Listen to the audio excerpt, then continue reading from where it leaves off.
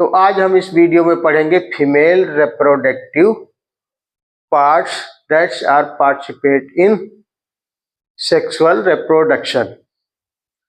मतलब उन अंगों और उन पार्टों के बारे में पढ़ेंगे जो सेक्सुअल रिप्रोडक्शन में पार्टिसिपेट करते हैं या कोई ना कोई रोल अदा करते हैं अपना। तो जो फीमेल रिप्रोडक्टिव ऑर्गन्स है या ऑर्गन्स के जो पार्ट है, तो सबसे पहले बात आती है वन पेयर ओवरी की। फीमेल ह्यूमन में वन पेयर ओवरी पाई जाती है, एक लेफ्ट साइड एक राइट साइड, जो कि लोअर एब्डोमेन रीजन में सिचुएटेड रहती है यानी उपस्थित रहती है या पाई जाती है। ठीक है। और एक पेयर फैलोपियन ट्यूब होती है, एक यूट्रस होता है, एक सर्विक्स होती है और एक वेजाइना होता है। और कुछ एक्सटर्नल जेनाइटल पार्ट्स होते हैं जो कि पार्टिसिपेट करते हैं सेक्सुअल रिप्रोडक्शन में, plus one pair mammary glands.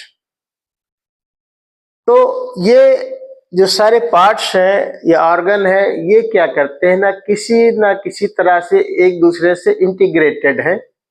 और जो इवेंट होता है सेक्सुअल रिप्रोडक्शन, इसमें वो पार्टिसिपेट करते हैं, चाहे वो फर्टिलाइजेशन की बात हो, गैमेटोजेनेसिस की बात हो, फर्टिलाइजेशन की बात हो, या फिर प्लेसेंटा फॉर्मेशन की बात हो, बेबी के बर्थ की बात हो, या बर्थ हो जाने के बाद बेबी के केयर करने में अपना रोल प्ले करते हैं।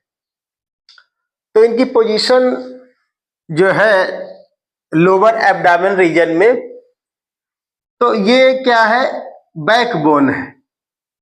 ये बैकबोन है। बैकबोन के जस्ट पीछे क्या होता है, रेक्टम पाया जाता है। रेक्टम की ओपनिंग जो होती है उसको हम एनस बोलते हैं। ठीक है। और रेक्टम के जस्ट नीचे यूट्रस पाया जाता है। और यूट्रस पियर शेप्ड होता है, ये रीजन यूट्रस है।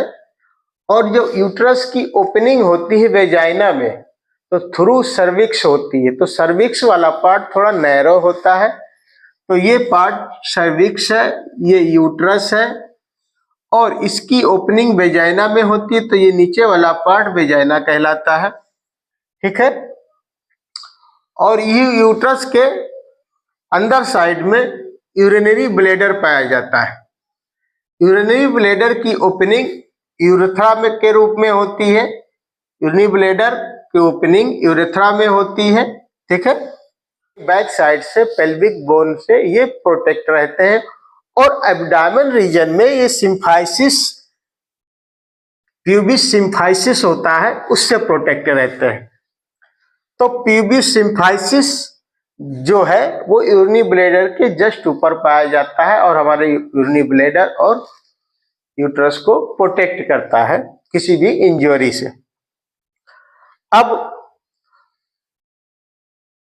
यही जो प्यूबिस सिम्फाइसिस है, जो प्यूबिस सिम्फाइसिस के नीचे का रीजन मॉन्स प्यूबिस कहलाता है। मॉन्स प्यूबिस का जो फ्लेशी फोल्ड है वो नीचे की तरफ वेजाइना को कवर्ड करता है, जिसको हम लेबिया मेजोरा बोलते हैं। और लेबिया मेजोरा के अंदर लेबिया माइनोरा पाई जाती है, जो कि डबल फोल्डेड होती है। और लेबिया माइनोरा के इंटीरियर रीजन पे एक एक्सटर्नल जेनेटिलिया पार्ट पाया जाता है, जिसको हम क्लाइटोरिस बोलते हैं। ये सेंसिटिव पार्ट होता है। ठीक है।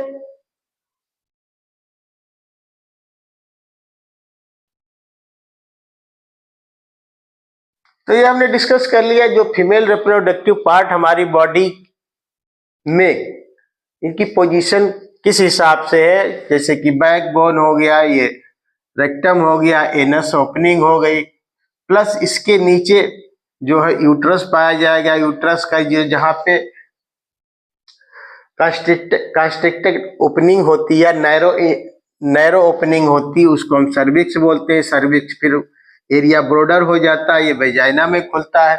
और वेजाइना जो है वो कवर्ड रहती है लेबिया माइनोरा से और बाहर की तरफ लेबिया मेजोरा से, और लेबिया माइनोरा से ही एक एक्सटर्नल जेनिटिलिया निकलता है, उसको हम क्लाइटोरिस बोलते हैं।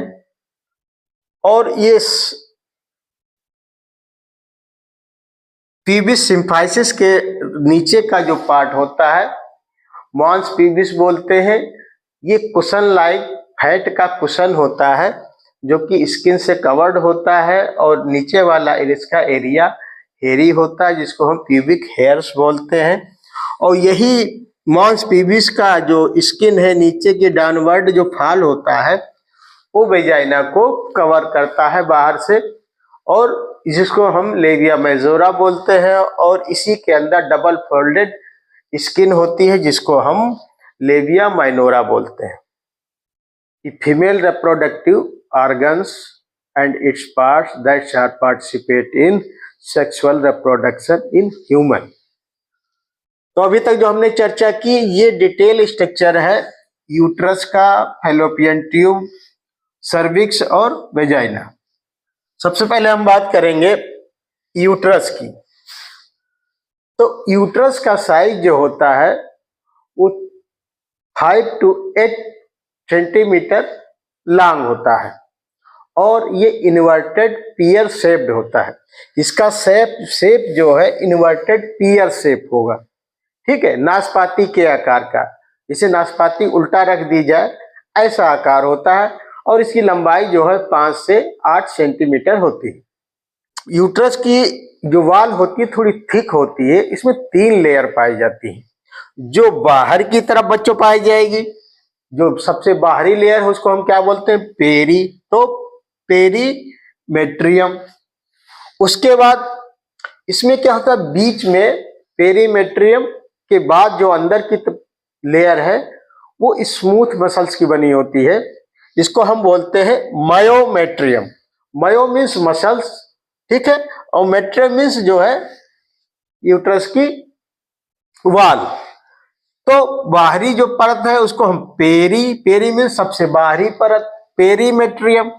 मायोमेट्रियम मतलब मसल्स की लेयर, स्मूथ मसल्स की लेयर ना, तो मायोमेट्रियम हो गई, ये थोड़ी थिक होती है, ठीक है।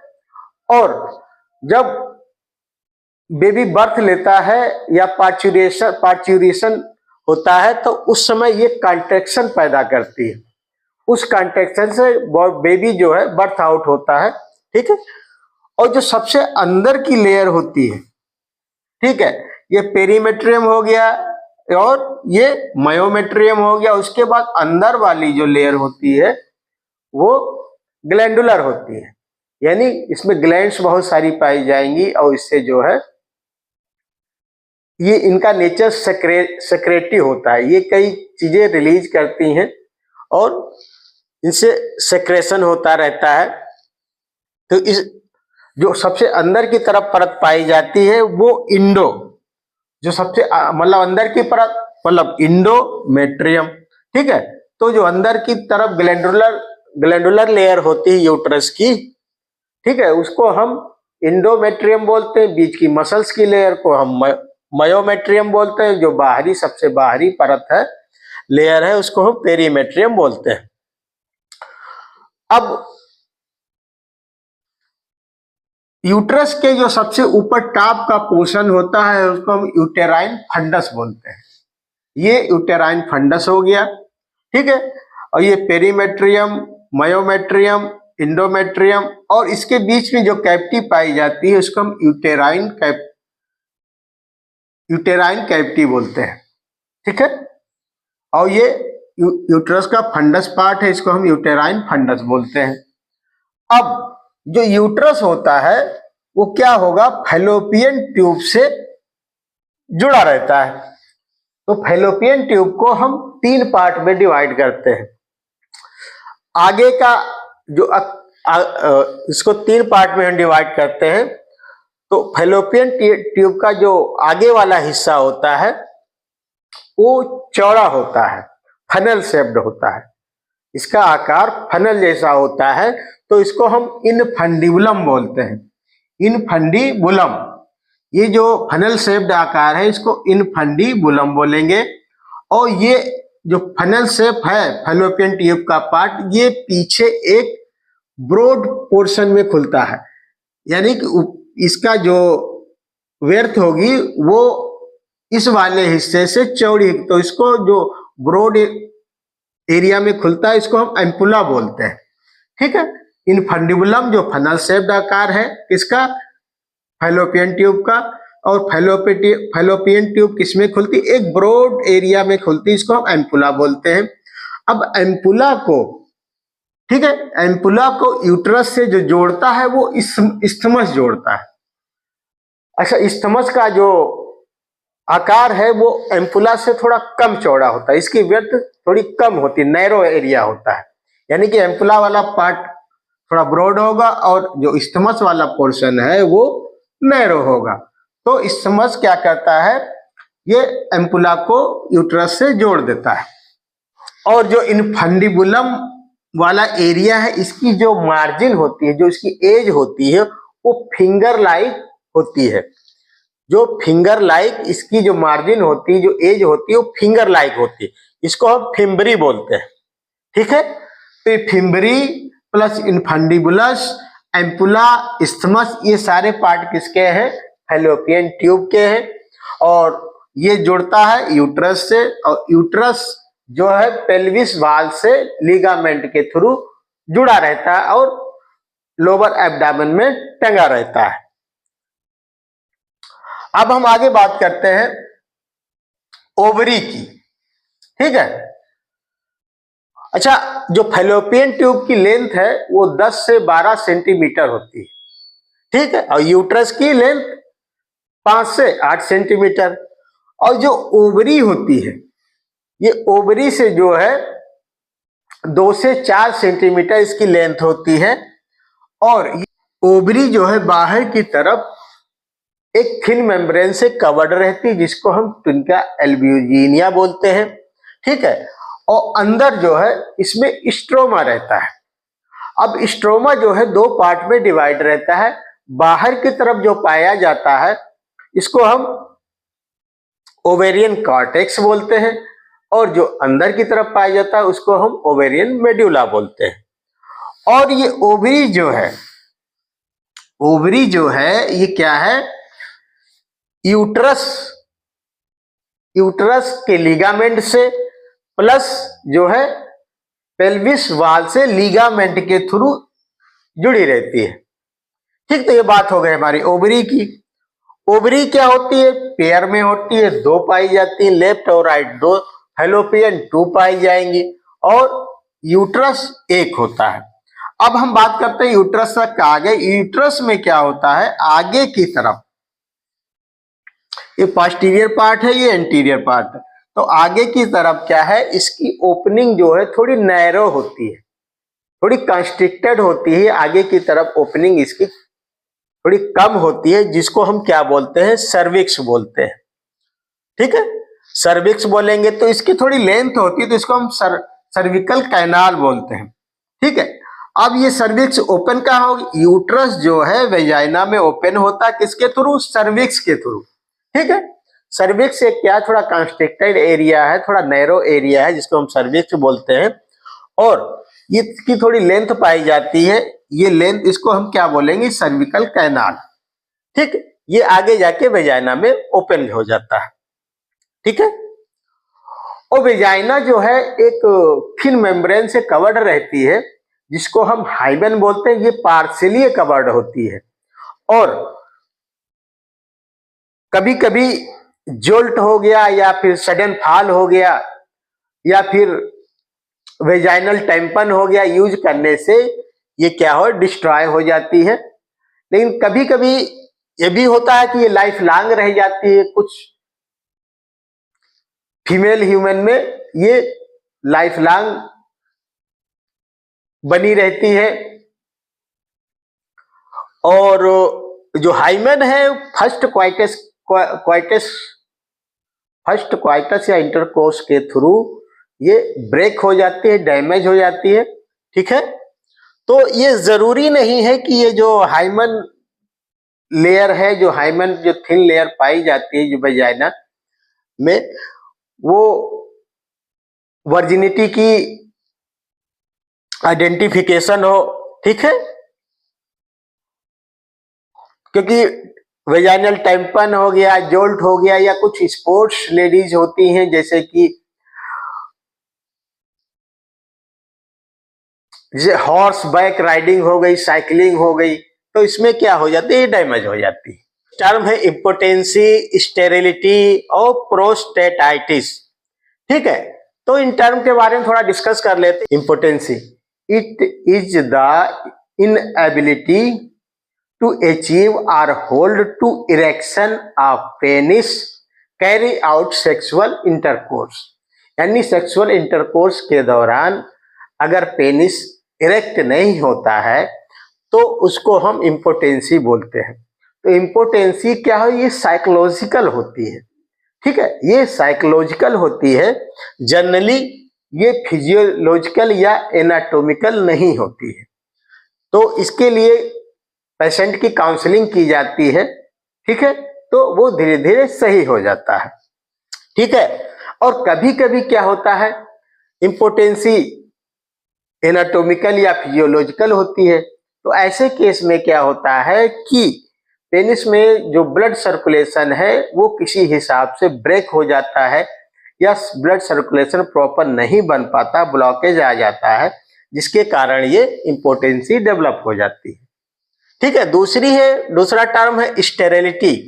तो स्टेरिलिटी बच्चों ये है कि जो नॉर्मल काउंट होता है सीमेन का पर ml 40 to 200 मिलियन स्पर्म पर ml, यानी 40 से 200 मिलियन स्पर्म पर ml में नॉर्मल काउंट होता है, ठीक है।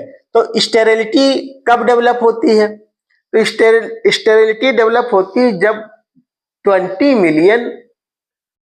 मिलियन स्पर्म पर ml अगर काउंट इससे नीचे है, ठीक, 20 मिलियन पर ml से भी अगर स्पर्म उनकी काउंटिंग जो है नीचे है तो उसमें स्टेरिलिटी डेवलप हो जाती है। ये को दो कैटेगरी में डिवाइड किया गया है। एजोस्पर्मिया, मतलब जब स्पर्म सीमन में पाए ही ना जाए, बिल्कुल अब्सेंस हो, तो उसको हम एजोस्पर्मिया बोलेंगे।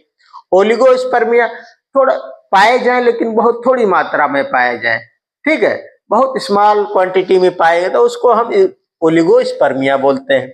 और प्रोस्टेटाइटिस क्या है, जो प्रोस्टेट ग्लैंड मेल में पाई जाती है, ठीक है, जो क्या है एसेसरी पार्ट है सेक्सुअल ऑर्गन का, वो क्या करती है, कुछ केमिकल रिलीज करती है जिससे कि जो है मेल का यूरेथ्रा लुब्रिकेट होता है और ये सीमेन के स्पर्म के मैचुरेशन में भी इसका सेक्रेशन काम आता है। तो कभी कभी क्या होता है, इसमें इन्फेक्शन हो जाता है या इसका साइज रेज हो जाता है। जब प्रोस्टेट ग्लैंड साइज रेज हो जाएगा तो जो यूरेथ्रा है वो कॉन्ट्रैक्ट हो जाता है और पेशाब करने की दिक्कत हो जाती है। तब यानी कि प्रोस्टेट ग्लैंड का साइज में बढ़ जाना प्रोस्टेटाइटिस हो जाती है, ठीक है। तो ये कुछ टर्म थे जिनके बारे में हमने चर्चा की। अच्छा, फीमेल के केस में जो एक्सटर्नल जेनाइटल पार्ट होते हैं वो मांस पीबिस हो गया। मांस पीबिस क्या होता है, जो पीबिस सिम्फाइसिस है उसके नीचे, पीबिस सिम्फाइसिस के नीचे कुशन ऑफ फैट पाया जाता है, जिसको हम मांस पीबिस बोलते हैं। मांस पीबिस जो है स्किन द्वारा कवर्ड होता है, उसका नीचे वाला एरिया क्या कहलाता है, जो इसकी स्किन नीचे की तरफ जाती है उस पे हेयर पाए जाते हैं जिनको हम प्यूबिक हेयर बोलते हैं। और यही इसके नीचे जाके लेबिया मेजोरा बना लेता है, जहां पे कि वेजाइना की ओपनिंग है। तो ये लेबिया मेजोरा उसको वेजाइना को बाहर से कवर कर लेती है। अब लेबिया मेजोरा के अंदर क्या होता है, लेबिया माइनोरा होता है जो कि पेयर फोल्डेड होती है। पेयर फोल्डेड, ये लेबिया मेजोरा के अंदर लेबिया माइनोरा पाई जाएगी।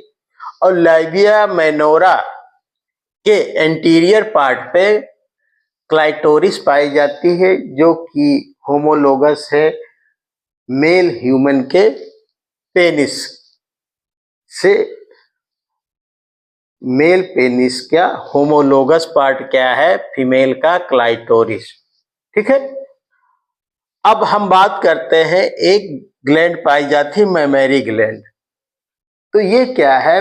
बेबी के बर्थ हो जाने के बाद बेबी के केयर के लिए ये मिल्क प्रोड्यूस करती है और बेबी मिल्क सक करता है। ठीक है। जब तक कि वो खाना स्टार्ट नहीं करता तब तक क्या है, वो ब्रेस्ट फीडिंग करता है। तो 2 ब्रेस्ट पाए जाते हैं चेस्ट रीजन पे। ठीक है। तो ये ब्रेस्ट का स्ट्रक्चर है। तो इसमें क्या है, जो सबसे नीचे ये लेयर है, इसमें क्या है, ये रिब्स है 1 2 3 4, ये जो सर्किल के आकार का ये रिब्स के सेक्शन है। ठीक है। और इसके बीच बीच में मसल्स पाई जाएंगी। अब इसके बाद जो है एक के मसल इसमें पाई जाती है, पेक्टोरेलिस मेजर मसल। ठीक है। पेक्टोरेलिस मेजर, ये जो मसल निप्पल के जस्ट नीचे पाई जाती है, पेक्टोरेलिस मेजर मसल पाई जाती है। ठीक है। अब मेमरी ग्लैंड जो है मेन रूप से fatty tissue plus glandular tissue दोनों का कॉम्बिनेशन से बनता है और फैट वेरिएबल होता है पर्सन टू पर्सन, जिसके हिसाब से मेमरी ग्लैंड का साइज डिसाइड होता है। ठीक है।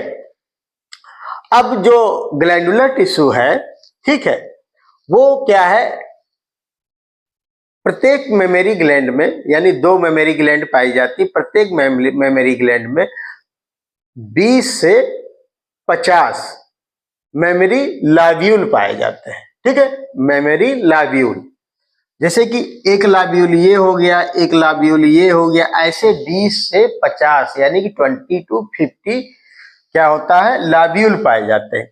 इन्हीं लॉब्यूल में क्या होता है, एल्वोलाई होते हैं।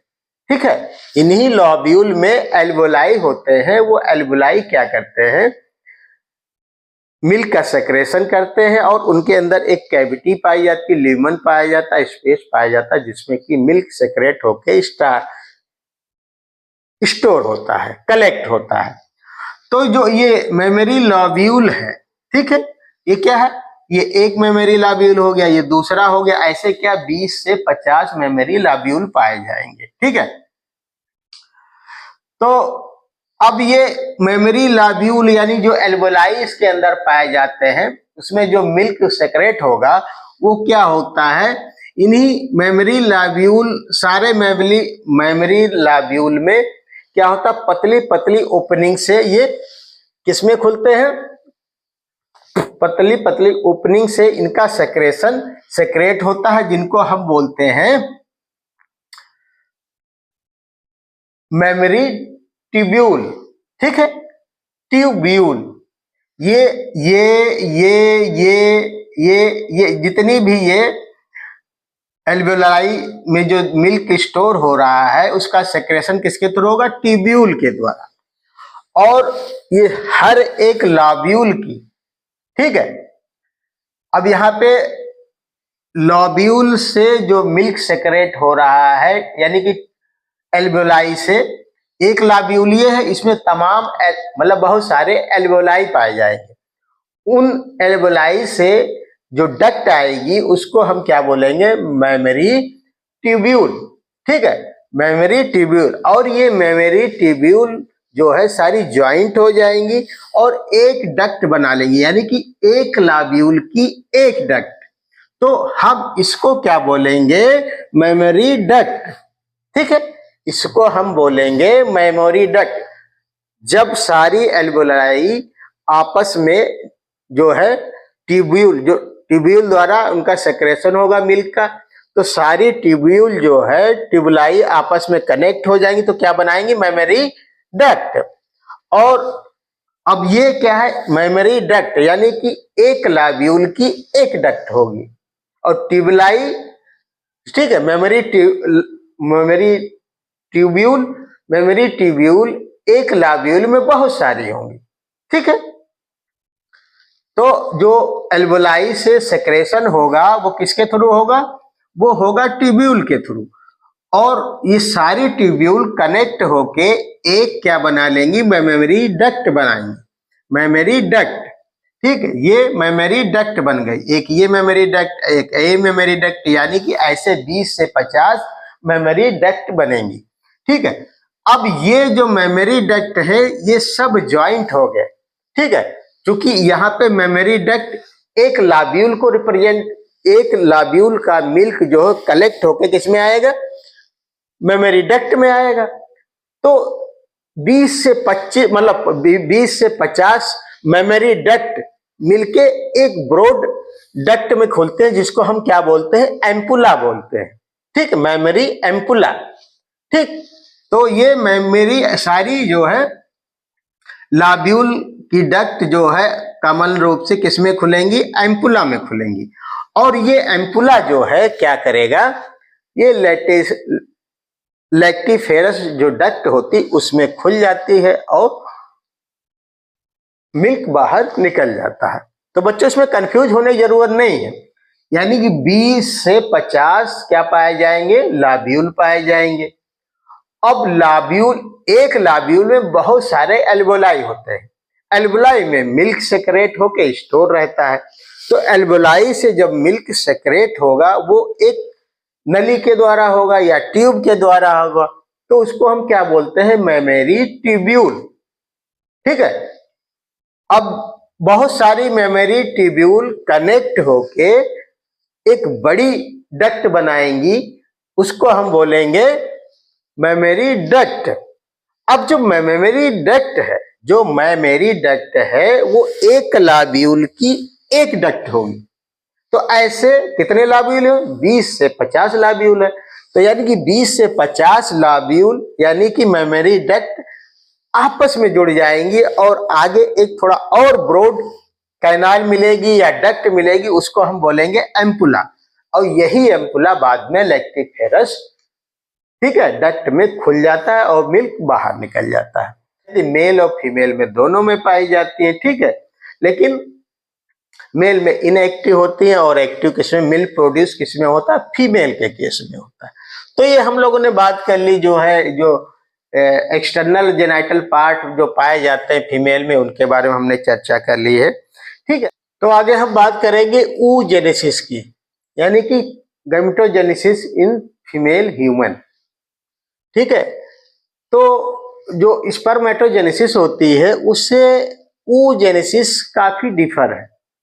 ठीक है, इसमें क्या होता है, जो प्राइमरी oocyte बनता है किससे, oogonia से, ये माइटोटिक डिवीजन होती है। ठीक है, तो oogonia में माइटोसिस डिफरेंशिएशन होता है और बहुत सारी प्राइमरी oocytes बन जाती है। ठीक है, और जो प्राइमरी oocytes बनती हैं वो कब बनती हैं, फीटल लाइफ में बनती हैं, यानी कि जब यूट्रस में बेबी डेवलप हो रहा होता है, एम्ब्रियोजेनेसिस होती है, उस समय फीटल लाइफ के दौरान ही जितनी भी प्राइमरी oocytes बननी है वो बन जाएंगी। ठीक है, उसके बाद बर्थ होने के बाद या चाइल्डहुड स्टेज आती है या पवर्टी स्टेज, यानी कि बर्थ के बाद कोई भी प्राइमरी oocytes नहीं बनेगा। oocytes, प्राइमरी oocytes बनता किससे, oogonia से, और कौन सी डिवीजन होती है, माइटोसिस। ठीक, माइटोसिस सेल डिवीजन होगी और माइटोसिस डिफरेंशिएशन होगा और बहुत सारी प्राइमरी oocytes बन जाएंगी फेटल लाइफ में ही।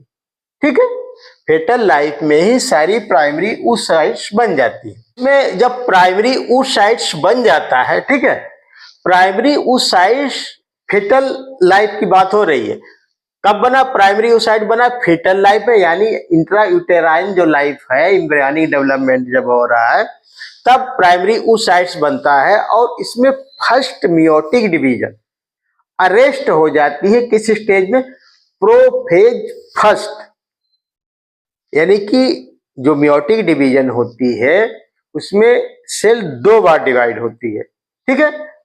तो पहला प्रोफेज आएगा पहली सेल डिवीजन में, उसमें क्या होता, क्रोमोसोम संख्या आधी होती है। और दूसरा प्रोफेज यानी प्रोफेज सेकेंड वो कब आएगा, जब सेल माइटोटिकली डिवाइड होगी, यानी जब 2 सेल से 4 सेल बनेंगी, ठीक है। तो पहले मियोटिक फर्स्ट डिवीजन उसमें क्रोमोसोम संख्या आधी रहती है, और जब दूसरी सेल डिवीजन होगी तो उसमें क्रोमोसोम्स का कोई रिडक्शन नहीं होता, नहीं same to same number of chromosomes रहेंगे और सेल डिवाइड हो जाएगी, मल्टीप्लाई हो जाएगी। तो जो प्राइमरी oocyte से इसमें मियोटिक डिवीजन इस स्टेज में अरेस्ट होती है, प्रोफेज फर्स्ट स्टेज में, ठीक है। और प्रोफेज फर्स्ट स्टेज में जो प्राइमरी oocytes है वो अरेस्ट हो जाता है, ठीक है। उसके बाद बर्थ होगा, चाइल्डहुड आएगी, ठीक है। और उसके बाद जब पवर्टी स्टेज आएगी, ठीक है, तो पवर्टी स्टेज में क्या होगा, इसका जो ये प्राइमरी oocytes है ये ओवरी की स्ट्रोमा सेल से ग्लैंडुलर सेल्स होती हैं उससे एस्ट्रोजन सेक्रेट होता है, और वो सेल्स ग्रोथ करके इसके चारों तरफ, यानी प्राइमरी oocyte को चारों तरफ से जो ग्लैंडुलर सेल क्या होती है वो अटैच हो जाती हैं। तो इसको हम फिर क्या बोलते हैं, या प्राइमरी फॉलिकल, कुछ फॉलिकल सेल्स जो कि काहे से बनती हैं, ग्लैंडुलर सेल से बनती है, ठीक है, ठीक है। तो जो ग्लैंडुलर सेल्स या फॉलिकल सेल्स प्राइमरी oocytes के चारों तरफ एक संरचना इस सेल्स का कवरिंग कर लेती हैं, प्राइमरी oocytes को कवर कर लेती हैं, ठीक। तो हम उसको क्या बोलते हैं, प्राइमरी oocytes बोलते हैं। तो प्राइमरी oocytes जो कि फेटल लाइफ में बनते हैं, ठीक है, फेटल लाइफ में बनने के बाद इसमें meiotic division prophase first stage में अरेस्ट हो जाती है और कंप्लीट नहीं होती। कब तक नहीं कंप्लीट होती है, यानी कि बच्चे का बर्थ हो जाएगा, चाइल्डहुड स्टेज आएगी, जब पवर्टी स्टेज आती है और ओव्यूलेशन होता है, यानी कि जब ओव्यूलेशन होगा तब इसमें फर्स्ट मियोटिक डिवीजन कंप्लीट होती है और फर्स्ट पोलर बॉडी इससे अलग होता है और सेकेंडरी oocytes बनती है, ठीक है। यानी प्रोफेज फर्स्ट में जो जब सेल मियोटिक फर्स्ट डिवीजन हो रही थी वो जो अरेस्ट हुई थी प्रोफेज फर्स्ट में जो मियोटिक डिवीजन अरेस्ट हुई थी फेटल लाइफ में, वो कंप्लीट होती है मियोटिक फर्स्ट डिवीजन कब, जब ओव्यूलेशन होता है और इससे एक फर्स्ट पोलर बॉडी निकलता है और सेकेंडरी oocytes बनता है, ठीक है। और जो सेकेंडरी oocytes है इसमें जो है मियोटिक सेकेंड डिवीजन जो होती है, मियोटिक सेकेंड डिवीजन वो क्या है, फर्टिलाइजेशन के समय जब स्पर्म ओवम को फर्टिलाइज करता है तो इसका सेकेंड पोलर बॉडी अलग होता है और ओवा की सेकेंड मियोटिक डिवीजन कंप्लीट होती है, ठीक है। तो इस प्रकार से हम देख रहे हैं कि जो मियोटिक oogenesis है स्पर्मेटोजेनेसिस से काफी डिफरेंस है, ठीक है। तो इस पे बच्चों आपको ध्यान देना रहेगा। अगर ये वीडियो आप लोगों को अच्छा लगा हो तो आप वीडियो को लाइक करिए, शेयर करिए और दोस्तों में शेयर जरूर करिए भाई, और ठीक है, और जो है चैनल को सब्सक्राइब करें, ठीक, ताकि आपको अच्छी से अच्छी जानकारी मिल सके और आप लोग अच्छे नंबर ला सके एग्जाम में, प्लस कंपटीशन नीट में भी। ये जो हम टॉपिक कवर कर रहे हैं तो इस बिहेव पे कर रहे हैं, इतना डीप कर रहे हैं ताकि आपको नीट में जो क्वेश्चन पूछे जाए उनका भी आंसर इजीली मिल सके। तो ये वीडियो आप लोग शेयर करें अपने दोस्तों में जरूर।